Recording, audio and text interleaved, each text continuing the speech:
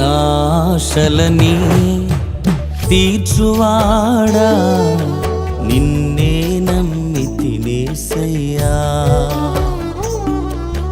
నాశలని తీర్చువాడా నిన్నే నమ్మితినయ్యా.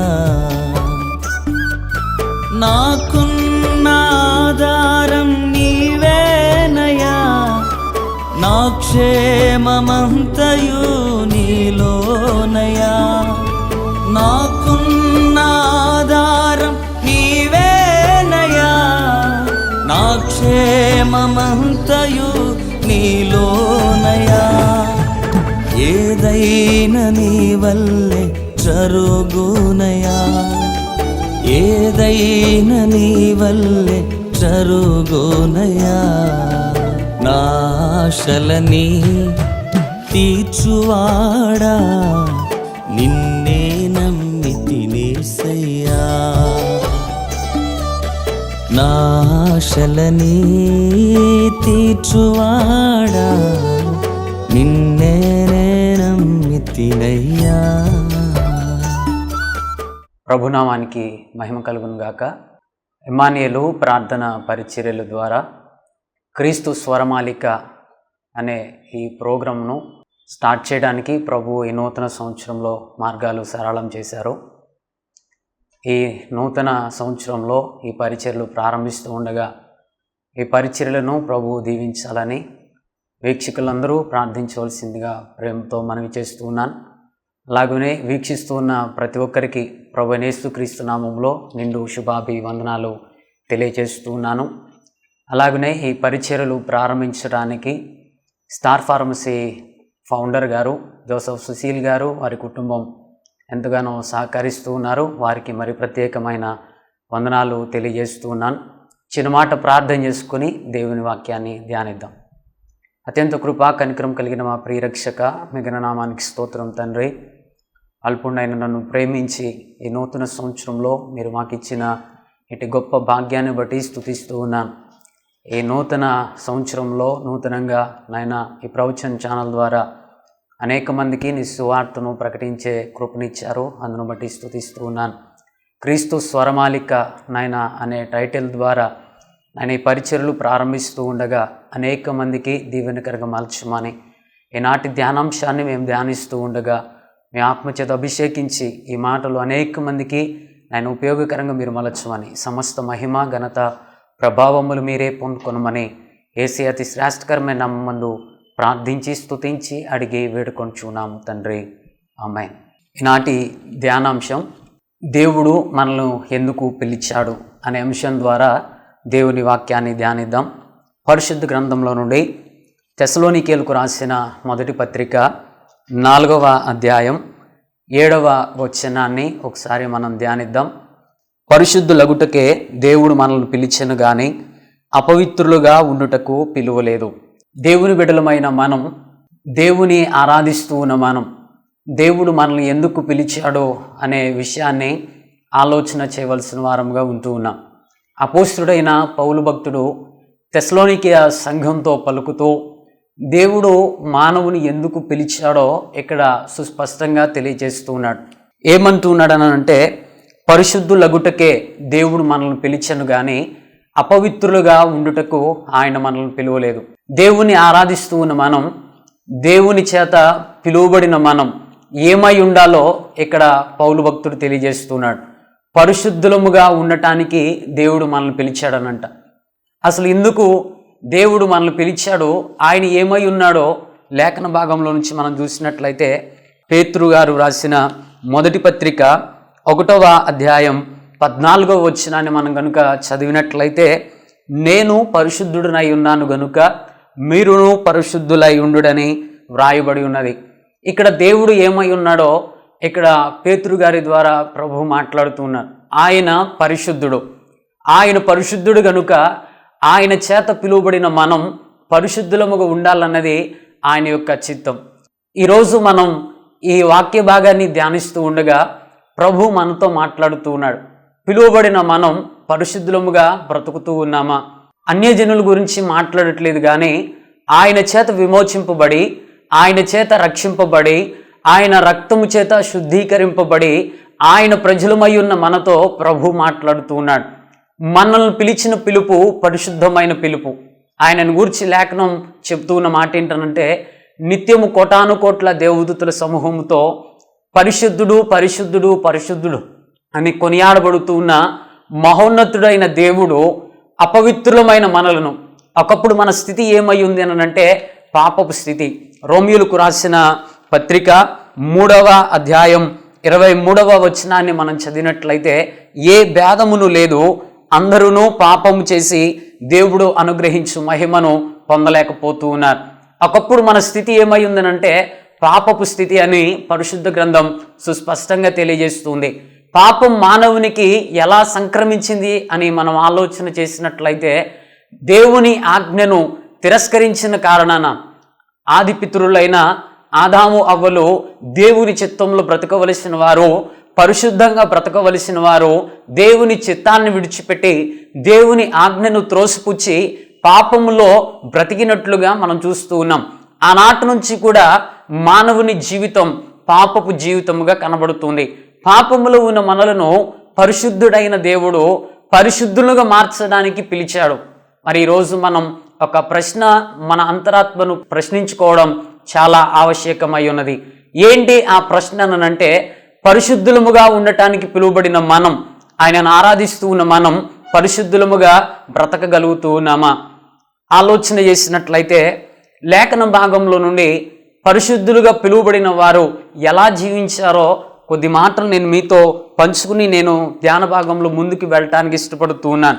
మార్క్స్ వార్త 10వ అధ్యాయం 35వ వచనాన్ని మనం చదివినట్లయితే, జబదయి కుమారులైన యాకోబును యోహానును ఆయన యొద్దకు వచ్చి 37వ వచనాన్ని చదువుకుందాం. వారు నీ మహిమయందు నీ కుడివైపున ఒకడును నీ ఎడమ వైపున ఒకడును కూర్చుండునట్లు మాకు దయచేయమని చెప్పిరి. ఇక్కడ మనం చదువుబడిన ఈ లేఖనాన్ని గురించి మనం ఆలోచన చేసినట్లయితే, యేసు ప్రభు వారు మానవునిగా ఈ లోకానికి వచ్చి దేవుని రాజ్య స్వార్థను ప్రకటిస్తూ ఉండగా, దేవుని రాజ్య స్వార్థ వ్యాప్తిలో ఆయన కొంతమంది శిష్యులను ప్రత్యేకంగా పిలుచుకున్నట్లుగా మనం పరిశుద్ధ గ్రంథంలో చూస్తూ ఉన్నాం. వారిలో ప్రముఖులుగా ఉన్న యాకోబు యోహానులు ఆయన దగ్గరకు వచ్చి ఇలా అడుగుతూ ఉన్నారనంట. ఏమన్నానంటే, మహిమలో అంటే దేవుని రాజ్యంలో నీ కుడివైపున ఒకడును నీ ఎడమ వైపున ఒకడును కూర్చున్నట్లు మాకు అధికారాన్ని అనుగ్రహించయ్యా అని దేవుని వేడుకుంటూ ఉన్నారు. ఇక్కడ నీవు నేను గుర్తించవలసిన ఒక ఆత్మీయ సత్యం ఏంటనంటే, దేవుని చేత పిలువబడిన మనం అధికారాన్ని కోరుకునే వారంగా ఉండకూడదు. దేవుని చేత పిలువబడిన మనం పరిశుద్ధులముగా ఉండాలనంట. అధికారాన్ని కోరుకునే పిలుపు ఏమై ఉందనంటే అపవిత్రమైన పిలుపు. ఇప్పుడు ఆలోచన చేద్దాం. పరిశుద్ధులముగా ఉండటానికి పిలువబడిన మనం సంఘాలలో పరిశుద్ధులముగా బ్రతకగలుగుతూ ఉన్నామా? సంఘములో అధికారాన్ని కోరుకుంటూ ఉన్నామా? సంఘములో ఒక ఉన్నతమైన స్థానాన్ని కోరుకుంటూ ఉన్నామా? ఇక్కడ యాకోబు యోహానులు కూడా యేసు చేత పిలువబడి దేవుని స్వార్థను ప్రకటించడానికి పరిశుద్ధమైన పిలుపును పొందుకున్న వారు, పరిశుద్ధమైన పిలుపునకు తగినట్లుగా బ్రతకవలసిన వారు దేవుని రాజ్యంలో అధికారాన్ని కోరుకుంటూ ఉన్నట్లుగా మనం చూస్తూ ఉన్నాం. యేసు ప్రభు వారు వారితో మాట్లాడుతూ అంటూ ఉన్నాడు. 42వ వచనాన్ని మనం చదివినట్లయితే, యేసు వారిని తన యొద్దకు పిలిచి వారితో ఇట్లా, నేను అన్యజనులలో అధికారులని ఎంచబడిన వారు వారి మీద ప్రభుత్వం చేయుదురు, వారిలో గొప్పవారు తమ మీద అధికారము చేయుదురని మీకు తెలియను. మీలో అలాగున ఉండకూడదు. మీలో ఎవడైనను గొప్పవాడై ఉండకూరని ఎడల వాడు మీకు పరిచారము చేయవాడై ఉండవలెను. మీలో ఎవడైనను ప్రముఖుడై ఉండగోరిని ఎడల వాడు అందరికీ దాసుడై ఉండవలెను. మనిషి కుమారుడు పరిచారము చేయించుకుంటకు రాలేదు గాని పరిచారం చేయుటకును అనేకులకు ప్రతిగా విమోచన క్రయధనముగా తన ప్రాణమును ఇచ్చుటకును వచ్చిన నేను. యేసు ప్రభు వారు ఆ ఇద్దరు శిష్యులతో ఇలా చెప్తూ ఉన్నాడు. అన్యజనులు అధికారాన్ని కోరుకుంటారు కానీ పరిశుద్ధంగా ఉండటానికి పిలువబడిన వారు అధికారాన్ని కోరుకునేవారుగా ఉండకూడదు. ఎందుకు అనంటే, మనము పరిచారం చేయడానికి పిలువబడ్డాము కానీ అధికారం చలాయించడానికి కాదు. ఒక ఆలోచన చేద్దాం. దేవుని చేత పిలువబడిన మనం, దేవుని రక్తము చేత శుద్ధీకరింపబడిన మనం సంఘాలలో అధికారాన్ని కోరుకుంటూ ఉన్నామా? సంఘాలలో ఒక ఉన్నతమైన స్థానాన్ని కోరుకుంటూ ఉన్నామా? అయితే ఈరోజు ప్రభు నీతో మాట్లాడుతూ ఉన్నాడు. నువ్వు పిలువబడిన పిలుపు అపవిత్రమైన పిలుపు కాదు, నువ్వు పిలువబడిన పిలుపు పరిశుద్ధమైన పిలుపు కనుక నువ్వు అధికారాన్ని కోరుకునేవాడుగా ఉండకూడదు. యేసు ప్రభు వారు తనను గురించి తాను ఇలా అంటున్నాడు, మనిషి కుమారుడు పరిచారము చేయడానికి వచ్చాడు కానీ పరిచారము చేయించుకోవడానికి రాలేదు. యేసు ప్రభువే తను తాను తగ్గించుకొని పరిచారం చేయడానికి లోకానికి వస్తే ఆయన పిల్లలముగా పిలువబడిన మనం, పరిశుద్ధమైన పిలుపును పొందుకున్న మనం అధికారాన్ని కోరుకుంటూ ఉన్నామేమో ఒకసారి మనం ఆలోచన చేయాలా. ఈ నూతన సంవత్సరంలో గత కాలంలో నీవు ఎలా జీవించావో ప్రభు నీకు జ్ఞాపకం చేస్తూ ముందున్న కాలంలో నీవు పిలువబడిన పిలుపు ఏమై ఉందో ప్రభు నీకు నేర్పిస్తూ ఉండగా దేవుని వాక్యానికి లోబడగలిగి దేవుని చిత్తంలో బ్రతకగలిగితే ఈ నూతన సంవత్సరంలో ప్రభు మన కుటుంబాలను దీవించడానికి ఇష్టపడుతూ ఉన్నాడు. దేవుని నామానికి మహిమ కలుగునుగాక. హల్లెలూయా. ఇప్పుడు పరిశుద్ధులముగా మనం బ్రతకాలి అనంటే మనలో ఉండవలసిన ఆత్మీయ గుణలక్షణాలు ఏమై ఉన్నవో కొద్ది మాటలను మనం ధ్యానిద్దాం. పరిశుద్ధ గ్రంథంలో నుండి ద్వితీయోపదేశ కాండము 10వ అధ్యాయము 12వ వచనాన్ని నేను చదువుతున్నాను. కాబట్టి ఇజ్రాయేలు నీ దేవుడైన యెహోవాకు భయపడి ఆయన మార్గములన్నిటిలో నడుచుచు ఆయనను ప్రేమించి నీ దేవుడైన యెహోవాను నీ పూర్ణ మనస్సుతోనూ నీ పూర్ణ ఆత్మతోనూ సేవించి నీ మేలు కొరకు నేడు నేను నీకు ఆజ్ఞాపించు యెహోవా ఆజ్ఞలను కట్టడలను అనుసరించి నడుచుకొందునను మాట కాక నీ దేవుడైన యెహోవా నిన్ను మరి ఏమి అడుగుచున్నాడో. ఈ వచనాలను మనం ఆలోచన చేసినట్లయితే మోషే గారు ఇజ్రాయేలీలతో మాట్లాడుతూ ఉన్న సందర్భాన్ని మనం చూస్తూ ఉన్నాం. దేవుని చేత ఏర్పరచబడిన జనాంగంగా ఇజ్రాయేలీలు పిలువబడ్డారు. బానిసత్వంలో ఉండగా దేవుని చేత విడిపించబడిన వారుగా ఇజ్రాయేలీలు కనబడుతూ ఉన్నారు. అట్టి ఇజ్రాయేలీలు పరిశుద్ధంగా బ్రతకవలసిన వారు కొన్ని సందర్భాలలో అపవిత్రులుగా జీవించినట్లుగా మనం చూస్తూ ఉన్నాం. వారితో మోషే గారు పలుకుతూ ఉన్న మాటలను గురించి ఇప్పుడు మనం ధ్యానించబోతూ ఉన్నాం. మొట్టమొదటిగా పిలుపునకు తగినట్లుగా పరిశుద్ధంగా బ్రతకవలసిన వారిలో ఉండవలసిన ఆత్మీయ గుణలక్షణం ఏమై ఉంది అనంటే ఇక్కడ మోషే గారు అంటూ ఉన్నాడు, నీ దేవుడైన యెహోవాకు భయపడి. నిజమేనండి, ఆయన చేత విమోచింపబడిన మనం, ఆయన చేత రక్షింపబడిన మనం, ఆయన రక్తము చేత శుద్ధీకరింపబడిన మనం, పాపములో ఉండగా పరిశుద్ధులముగా మార్చబడుటకు పిలువబడిన మనము ఏమై ఉండాలి అనంటే మొట్టమొదటిగా దేవునికి భయపడే వారంగా ఉండాలి. ఆలోచన చేద్దాం. దేవుని చేత విమోచింపబడిన మనం దేవునికి భయపడి జీవించగలుగుతూ ఉన్నామా? ఎన్నో సందర్భాలలో దేవుని యందు భయాన్ని విడిచిపెట్టేసేసి మన ఇష్టానుసారంగా బ్రతుకుతూ ఉన్న వారం మనం ఆలోచన చేయాలా. ఇది పరిశుద్ధమైన పిలుపు కాదు. పరిశుద్ధులుగా ఉండేవారు బ్రతికే ఆత్మీయ విధానం ఇది కాదు. ఈరోజు నీవు నేను నేర్చుకోవాల్సిన ఒక ఆత్మీయ గుణలక్షణం ఏమై ఉందనంటే పరిశుద్ధులముగా ఉండటానికి పిలువబడిన మనము పిలిచిన వానికి భయపడే వారముగా ఉందుముగాక. ప్రియమైన దేవుని సంగమా, పరిశుద్ధ గ్రంథంలో మనం ఆలోచన చేసినట్లయితే ఒక భక్తుని గురించి ఒక చక్కటి మాటలు పలుకుతూ ఉన్నారు. పరిశుద్ధ గ్రంథంలో నుంచి యోబు గ్రంథము 1వ అధ్యాయం 1వ వచనాన్ని మనం చదివినట్లయితే, ఊజు దేశమునందు యోబు అను ఒక మనుషుడు ఉండెను. అతడు యథార్థవంతుడును న్యాయవంతుడునై ఉండి దేవుని యందు భయభక్తులు కలిగి చెడుతనమును విసర్జించినవాడు. ఈయనను గురించి వ్రాయబడిన మాట ఏంటనంటే దేవుని యందు భయభక్తులు కలిగి చెడుతనమును విసర్జించినవాడు. ఎంతగా దేవుని యందు భయము భక్తిని కనపరిచాడు అనంటే ఒకానొక పరిస్థితిలో సంపదనంతా కోల్పోయాడు, ఒకానొక పరిస్థితిలో ఆస్తి అంతా కోల్పోయాడు, ఒకానొక పరిస్థితిలో కడుపున పుట్టిన బిడ్డలను సైతం కోల్పోయాడు. అయినప్పటికీ నన్నంట దేవుని యందు భయాన్ని మాత్రం విడిచిపెట్టలేదు. ప్రియమైన దేవుని సంగమా, నిజంగా పరిశుద్ధముగా పిలువబడిన వారు ఎలా ఉండాలి అనంటే ఒక యోబు వలె ఉండాలా. ఆలోచన చేద్దాం. మనం ఉండగలుగుతూ ఉన్నామా? అన్ని సందర్భాలలో అన్ని సమయాలలో దేవుని యందు భయం కలిగి మనము బ్రతకగలుగుతూ ఉన్నామా? యోబు అంటాడు, అన్ని కోల్పోయిన తర్వాత ఒక శ్రేష్టకరమైన మాట అంటూ ఉన్నాడు. అదే యోబు గ్రంథము 1వ అధ్యాయం 21వ వచనాన్ని చదివినట్లయితే, నేను నా తల్లి గర్భములో నుండి దిగంబరినై వచ్చి తిని దిగంబరినై అక్కడకు తిరిగి వెళ్ళేదను. యెహోవా ఇచ్చెను, యెహోవాయే తీసుకుని పోయెను, యెహోవా నామమునకు స్తుతి కలుగును గాక. ఎంత శ్రేష్టకరమైన మాట పలుకుతున్నాడండి. నిజంగా దేవుని యందు భయము కలిగిన వారు పలికే మాట. ఏమున్నా లేకున్నా, ఏ స్థితిలో ఉన్నా ఆయన యందు భయంలో మనం బ్రతుకుతూ ఉన్నట్లయితే కోల్పోయిన దాని గురించి మనము చింతించము. ఎందుకనంటే మనం పరిశుద్ధులము. మనల్ని పిలిచిన వాడు పరిశుద్ధుడు గనుక పరిశుద్ధమైన బ్రతుకుడు కొరకు ఆయన యందు మనము ఎన్నడూ కూడా భయాన్ని విడిచిపెట్టం. ఆలోచన చేద్దాం. ఈరోజు దేవుని చేత ఏర్పరచబడిన మనం, దేవుని చేత పిలువబడిన మనము పరిశుద్ధులముగా బ్రతకగలుగుతూ ఉన్నామా అనంటే, దేవుని యందు భయంలో బ్రతకగలుగుతూ ఉన్నామా ఆలోచన చేయాలా. రెండవదిగా మనం చూసినట్లయితే అదే ద్వితీయోపదేశ కాండం 10వ అధ్యాయం 12వ వచనాన్ని మరలా మనం చదివినట్లయితే, ఆయన మార్గములన్నిటిలో నడుచుచు. రెండవదిగా ఆత్మీయ గుణలక్షణం ఏమైంది అనంటే, ఆయన మార్గములో నడుచుచు. దేవుని మార్గములో నడవాలనంట. మన ఆత్మీయ జీవితంలో ఎన్నో ఇబ్బందికరమైన పరిస్థితులు వస్తాయి. మానవుని జీవితం అనంట ఒక జట్కా బండి లాంటిదనంట.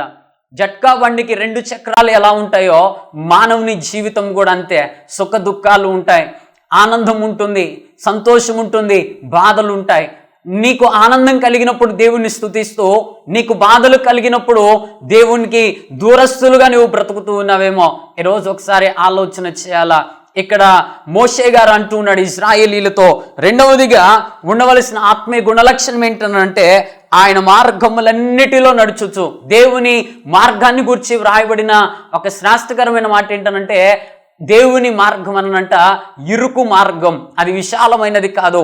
ఇరుకు మార్గం అనంటే అక్కడ శ్రమలు వస్తాయి. ఇరుకు మార్గం అనంటే అక్కడ ఇబ్బందులు వస్తాయి. ఇరుకు మార్గం అనంటే అక్కడ తట్టుకోలేని పరిస్థితులు వస్తాయి. అయినప్పటికీ కూడా మనం దేవుని మార్గాన్ని విడిచిపెట్టకూడదు. ఆలోచన చేయాలా.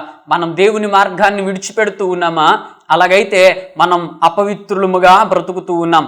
ఈరోజు ప్రభు తన వాక్యం ద్వారా మనం పిలువబడిన పిలుపు ఏమై ఉందో మనకు తెలియచేస్తూ ఉండగా, ఒకవేళ ఇంతకాలం అపవిత్రతలో మనం బ్రతుకుతూ ఉన్నామేమో, పరిశుద్ధులముగా బ్రతకవలసిన వారం ఈరోజు దేవుని వాక్యం ద్వారా మన ఆత్మీయ లోపాన్ని సవరించుకుంటూ ఇటు ఆత్మీయ గుణలక్షణాన్ని కలిగి జీవించగలిగితే ప్రభు ఈ నూతన సంవత్సరంలో మన కుటుంబాలలో నూతన కార్యాలను జరిగించడానికి ఇష్టపడుతున్నాడు. కనుక రెండవదిగా మనలో ఉండవలసిన ఆత్మీయ గుణలక్షణం ఏమై ఉంది అంటే దేవుని మార్గాన్ని వెంబడించే వారంగా మనం ఉండాలా. దావీదు గారిని మనం ఆలోచన చేసినట్లయితే చిన్ననాటి నుంచి కూడా అనంట దేవుని మార్గాన్ని వెంబడించిన వాడు దావీదు. చిన్న వయసులోనే ఎన్నో ఇబ్బందికరమైన పరిస్థితులను ఎదుర్కొన్నాడు, కానీ దేవుని మార్గాన్ని మాత్రం దావీదు విడిచిపెట్టలేదనంట. ఒకనొక రోజు మంద మీదకు సింహం వచ్చింది. అప్పుడు కూడా భయపడలేదు, దేవుని మార్గాన్ని విడిచిపెట్టలేదు, దేవుని మీద ఆధారపడ్డాడు, దేవునికి ప్రార్థన చేశాడు, సింహాన్ని ఎదిరించగలిగాడు.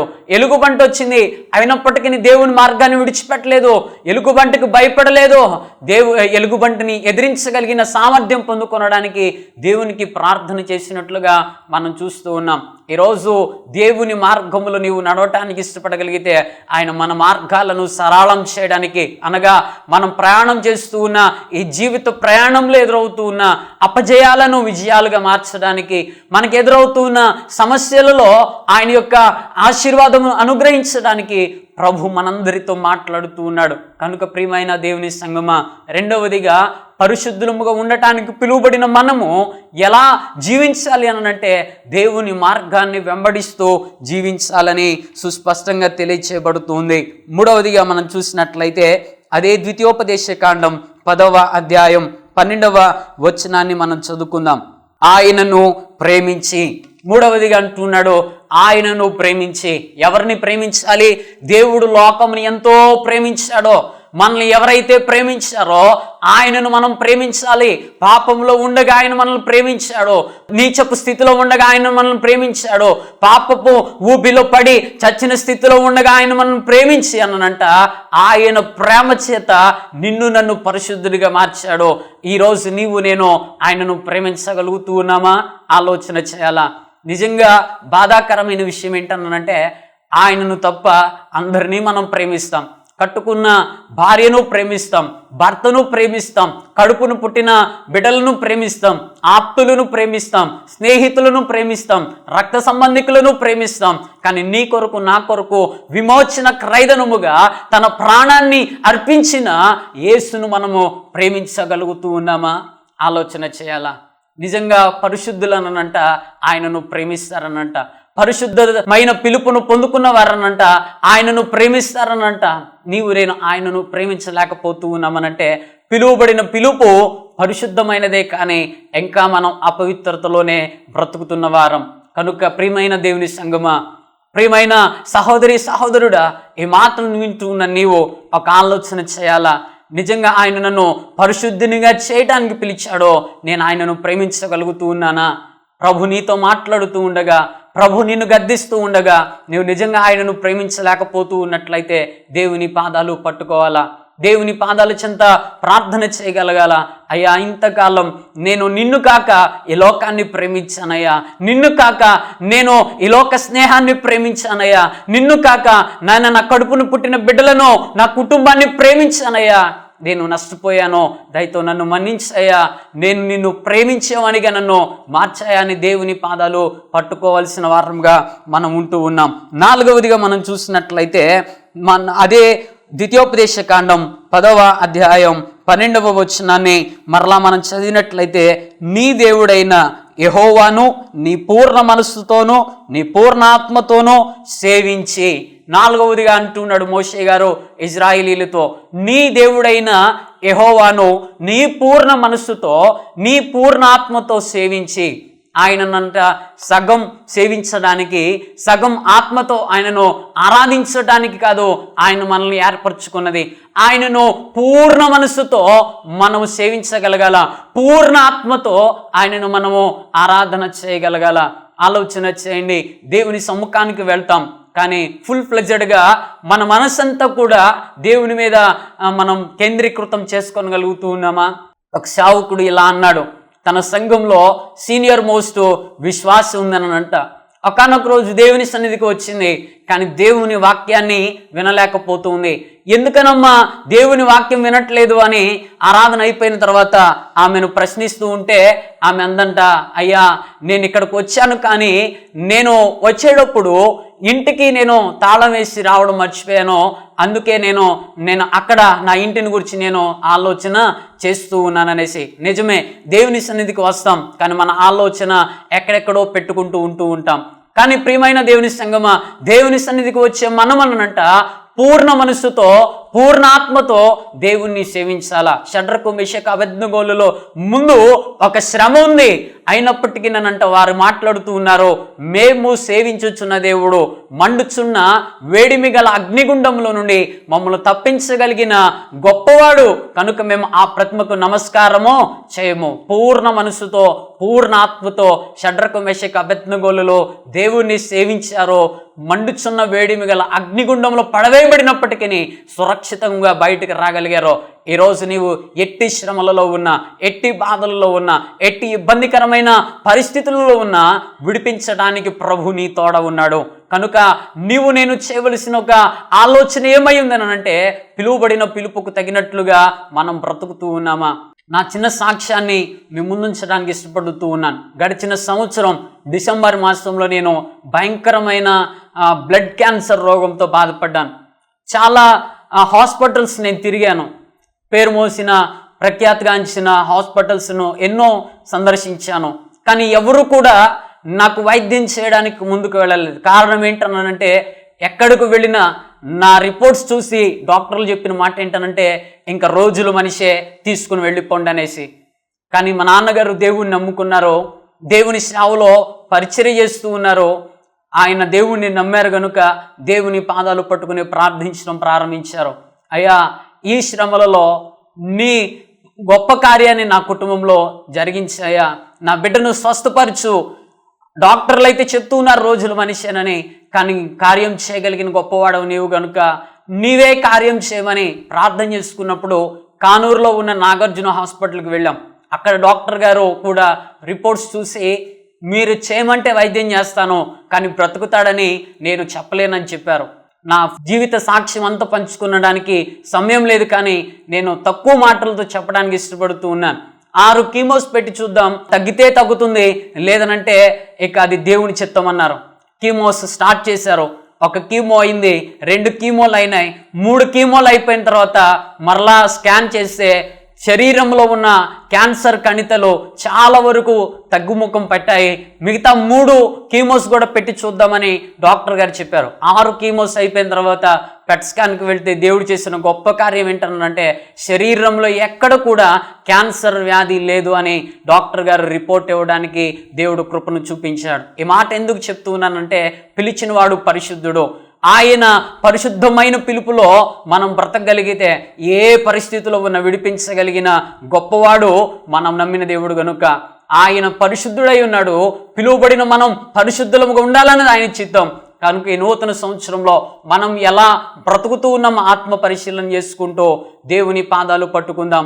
గత కాలంలో ఒకవేళ పరిశుద్ధులముగా బ్రతకలేక అపవిత్రులముగా బ్రతికేమేమో అనగా దేవునికి భయపడక, ఆయన మార్గమును వెంబడించక, ఆయనను ప్రేమించక, ఆయనను సేవించక మనం బ్రతికేమేమో. దేవుని పాదాలు పట్టుకుని ఈ నూతన సంవత్సరం ఇటు తీర్మానంతో దేవుని సన్నిధిలో నిలిచి ఉందాం.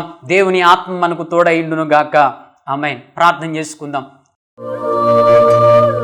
అత్యంత కృపాకనికరం కలిగిన మా ప్రియ రక్షక మీ ఘననామానికి స్తోత్రం తండ్రి.